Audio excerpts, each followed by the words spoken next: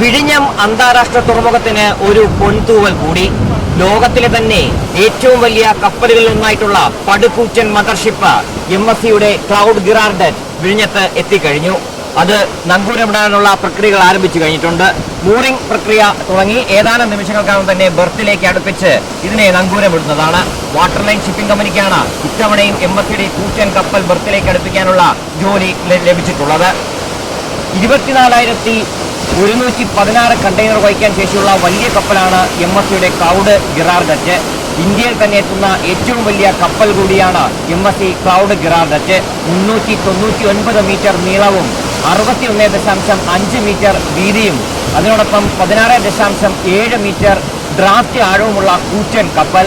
മുമ്പ് MSC അന്ന എന്ന കപ്പലായിരുന്നു ഇന്ത്യയിൽ വന്ന ഏറ്റവും വലിയ കപ്പൽ. അതിന് 19,462 കണ്ടെയ്നർ വഹിക്കാനുള്ള ശേഷി ഉണ്ടായിരുന്നു. അതിനേക്കാൾ പടുകൂറ്റൻ കപ്പലാണ് MSCയുടെ ക്ലൗഡ് ഗിറാർഡറ്റ്. ഈ വിഴിഞ്ഞത്തിന്റെ ട്രയൽ റൺ ആരംഭിച്ച ശേഷം എത്തുന്ന 9ാമത്തെ കപ്പലാണ് MSC ക്ലൗഡ് ഗിറാർഡറ്റ്.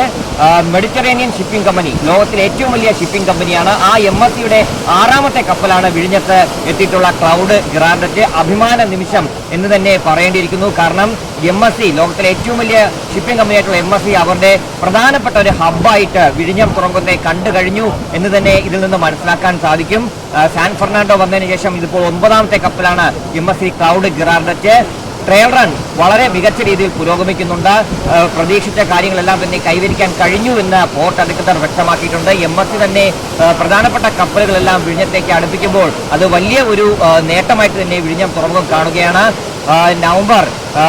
ഒക്ടോബർ അവസാനമോ അല്ലെങ്കിൽ നവംബർ ആദ്യവാരമോ വിഴിഞ്ഞം തുറമുഖം കമ്മീഷൻ ചെയ്യാൻ വേണ്ടിയുള്ള നടപടിക്രമങ്ങളാണ് ഇപ്പോൾ നടന്നുകൊണ്ടിരിക്കുന്നത്. അതിന് മുമ്പേയുള്ള ട്രയൽ റണ്ണിൽ പ്രവർത്തനങ്ങൾ കൃത്യമായിട്ട് വിലയിരുത്തുകയാണ്. യാർഡ് ക്രെയിനുകളുടെയും ഒപ്പം തന്നെ ഷിഫ്റ്റ് ഷോട്ട് ക്രെയിനുകളുടെയും പ്രവർത്തനങ്ങൾ എത്രത്തോളം സുഗമമായിട്ട് നടത്താൻ കഴിയും തുടങ്ങിയ കാര്യങ്ങളൊക്കെയാണ് ഇതുവഴി മനസ്സിലാക്കാൻ കൊണ്ടിരിക്കുന്നത്.